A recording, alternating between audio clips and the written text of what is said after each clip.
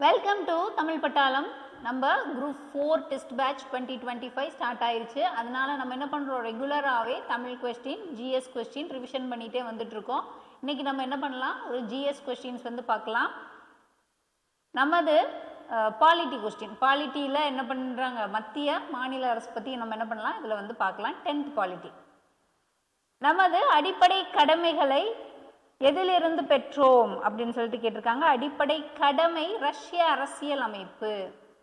வழிகாட்டும் நெறிமுறைகள் எம்முறையில் கையாளப்படுகிறது அப்படின்னா, வழிகாட்டக்கூடிய நெறிமுறைகள் சமதர்மம், காந்தியம் மற்றும் தாராள கொள்கைகள் மூலமா என்ன பண்றாங்க, அதை வந்து வகைப்படுத்துறாங்க.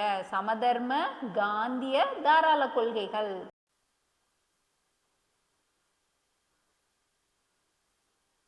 இந்திய குடிமக்களின் அடிப்படை உரிமைகள் மறுக்கப்பட்டா அவங்க வந்து யாரை அணுகி தங்களது அடிப்படை உரிமைகள் பெறலாம் அப்படின்னா, பேராணை, இந்திய உச்ச நீதிமன்றம் மூலமா என்ன பண்ணலாம், அடிப்படை உரிமைகள் வந்து மறுக்கப்படுற சூழல்ல அவங்க வந்து உச்ச நீதிமன்றத்தை அணுகி என்ன பண்ணலாம், அதை வந்து பெறலாம்.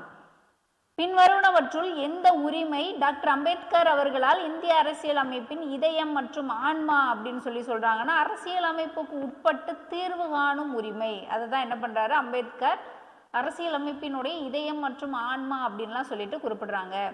இந்திய அரசியல் அமைப்பின் முகவுரை எத்தனை முறை திருத்தப்பட்டு உள்ளது அப்படின்னா, ஒரு தடவை தான் திருத்திருப்பாங்க. 42வது சட்ட திருத்தம் 1976.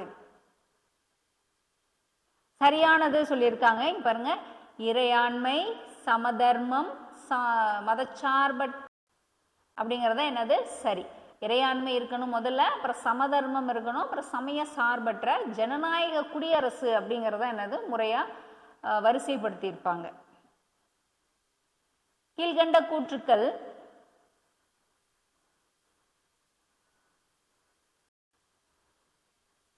இல்லை எது சரி அப்படின்னா 2, 4 மட்டும் சரி.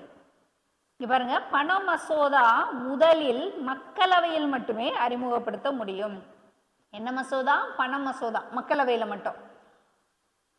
மாநிலங்களவையில் பண மசோதாவை என்ன பண்றாங்க, 14 நாட்கள் மட்டுமே கிடப்பில் வைத்திருக்க முடியும் அப்படின்னு சொல்லியிருக்காங்க. மாநிலங்களவையில் 14 நாள் வச்சிருந்து என்ன பண்ணியிருப்பாங்க, திருப்பி வந்து அது மசோதா மாறிடும், சட்ட மசோதாவா என்ன ஆகுது, மாறிடும்.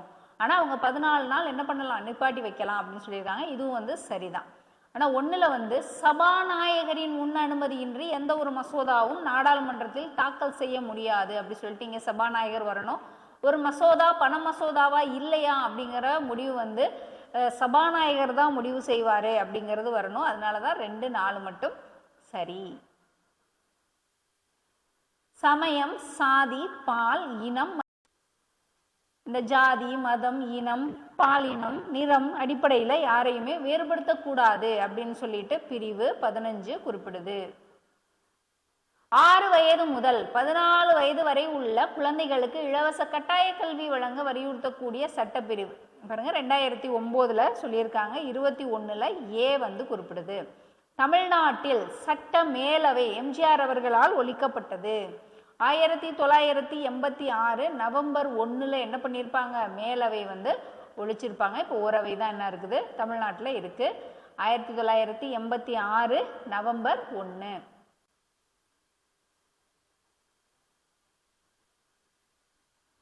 அரசியல் நிர்ணய வரைவு குழுவின் தலைவராக டாக்டர் அம்பேத்கர் நியமனம் செய்யப்பட்ட ஆண்டு ஆகஸ்ட் 29, 1947 நியமனம் பண்றாங்க அம்பேத்கர். எங்க, வரைவு குழு தலைவரா ஆகஸ்ட் 29, 1947. 42வது சட்ட திருத்தம் 1976 அடிப்படை கடமைகள். 44வது சட்ட திருத்தம் 1978 சொத்துரிமை நீக்கம். 52வது சட்ட திருத்தம் 1985 கட்சி தாவல் தடை சட்டம். 69வது சட்ட திருத்தம் 1991 தேசிய தலைநகர் பிரதேசம் டெல்லி. டெல்லி வந்து தேசிய தலைநகர் அப்படின்னு சொல்லிட்டு சொல்லியிருக்காங்க. 42 அடிப்படை கடமை, 44 சொத்துரிமை, 52 கட்சி தாவல், 69 ஏ ஆப்ஷன்.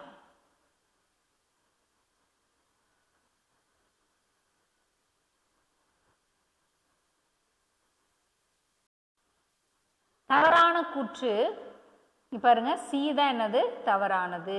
அப்போ எது சரி? குடியரசுத் தலைவர் நாடாளுமன்றத்தை ஆண்டிற்கு குறைந்தது 2 முறையாவது கூட்டிடுவாங்க. நாடாளுமன்ற இரு கூட்டத்தொடருக்கான அதிகபட்ச இடைவெளியா 6 மாதங்கள் இருக்கணும்.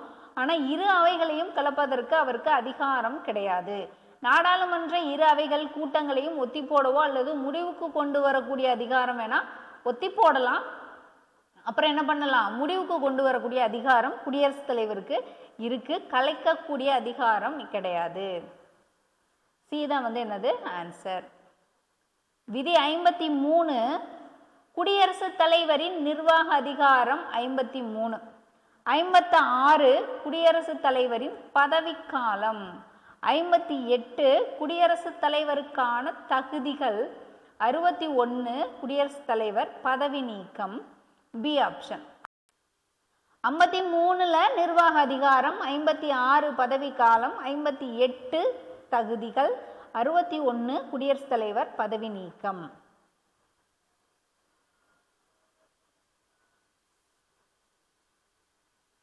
ஆளுநர் பற்றிய கூற்றுகளில் தவறானது.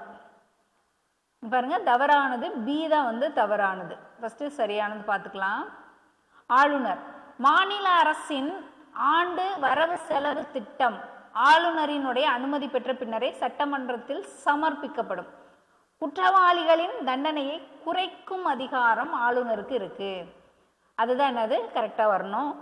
ஆளுநர் அனுமதியின்றி நிதி மசோதாவை சட்டமன்றத்தில் அறிமுகப்படுத்த முடியாது. குற்றவாளிகளை மன்னிக்கவும் தண்டனையை குறைக்கவும் நீக்கும் அதிகாரம் ஆளுநருக்கு இருக்கு அப்படிங்கிறது தான் சரியானது. மக்களவைக்கு மக்களால் தேர்ந்தெடுக்கப்பட்ட உறுப்பினர் நேரடியா தேர்ந்தெடுக்கப்பட்ட உறுப்பினர்களினுடைய எண்ணிக்கை வந்து 543.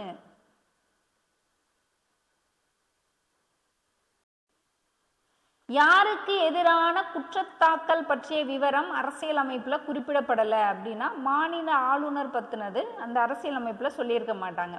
உயர்நீதிமன்ற தலைமை நீதிபதியை நியமனம் செய்வதில் இடம்பெறாதவர் யாரு அப்படின்னா உயர்நீதிமன்ற தலைமை நீதிபதியை வந்து இடம்பெறாதவங்க முதலமைச்சர் வந்து இடம்பெற மாட்டாங்க. குடியரசுத் தலைவர், உச்ச நீதிமன்ற நீதிபதி, ஆளுநர்லாம் என்ன பண்ணுவாங்க? தலைமை நீதிபதிக்கு வருவாங்க. அடிப்படை உரிமைகள் அரசு மறுக்கப்படும் போது பிரிவு 32 மற்றும் பிரிவு 226 மூலம் உச்ச நீதிமன்றம், உயர் நீதிமன்றம் எத்தனை வகையான நீதி பேராணைகள் பண்ணலாம்னா 5 நீதி பேராணைகள். குடிமக்களின் அடிப்படை கடமைகள் பற்றி விளக்கக்கூடிய அரசியலமைப்பு சட்ட திருத்தம். அடிப்படை கடமைகள் 1976 42வது சட்ட திருத்தம். தனி மனித வாழ்வு மற்றும் தனி மனித சுதந்திரத்தை உறுதி செய்யக்கூடியது வந்து பிரிவு 20. தனி மனித சுதந்திரம் பிரிவு 21. ஹேபியஸ் கார்பஸ் அப்படிங்கிறது ஆட்கொணர் நீதி பேராணை. நிதி கமிஷன் தலைவரை நியமனம் செய்பவர் நிதி கமிஷன், குடியரசுத் தலைவர். இந்தியாவிலேயே முதலில் சட்ட படிப்புக்கென தனி பல்கலைக்கழகம் நிறுவிய மாநிலம் தமிழ்நாடு.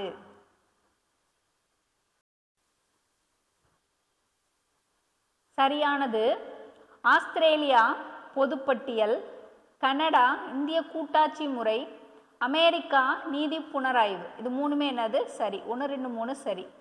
அடிப்படை உரிமை வந்து அமெரிக்கா வரணும். அடிப்படை கடமை தான் ரஷ்யா வந்திருக்கணும். அதனால் இது மட்டும் தப்பு. 1 2 3 வந்து சரி. ஆஸ்திரேலியா பொதுப்பட்டியல், கனடா இந்திய கூட்டாட்சி முறை, அமெரிக்கா நீதி புனராய்வு. உச்சநீதிமன்றம் ஆலோசனை வழங்கும் அதிகாரத்தை பெற்றிருப்பது. உச்சநீதிமன்றத்திட்ட ஆலோசனை வழங்கக்கூடிய சட்டப்பிரிவு விதி 143. இந்திய குடிமகனுக்கு அரசியலமைப்பு பரிகாரம் காணும் உரிமை, அதாவது தீர்வு காணும் உரிமை அப்படின்னு சொல்லிட்டு அரசியலமைப்புக்கு உட்பட்டு தீர்வு காணும் உரிமைன்னு சொல்லுவாங்க இல்லையா, அது எந்த விதி அப்படின்னா விதி வந்து 32 வந்து குறிப்பிடுறாங்க.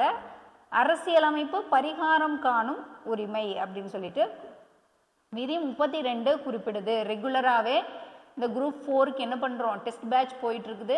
அந்த டெஸ்ட் பேட்ச் கொஸ்டின்ஸ் வந்து ரெகுலராகவே ரிவிஷன் பண்ணி விட்டுட்டு இருக்கேன். தமிழ் கொஸ்டின் அப்புறம் ஜிஎஸ் கொஸ்டின் சொல்லிட்டு என்ன பண்ணலாம், நம்ம வரிசையாக வந்து அதை பார்க்கலாம். டெஸ்ட் பேட்சில் ஜாயின் பண்ணிக்கோங்க. வந்து படிக்கணுன்னாலும் என்ன பண்ணலாம், நீங்கள் வந்து படிக்கலாம். நெக்ஸ்ட்டு அடுத்தடுத்த வீடியோவில் ரிவிஷன்ஸ் போட்டுட்ருக்கேன். நீங்கள் ரெகுலராக வாட்ச் பண்ணுங்கள். குரூப் 4 வரைக்கும் உங்களுக்கு யூஸ்ஃபுல்லாக இருக்கும். தேங்க்யூ.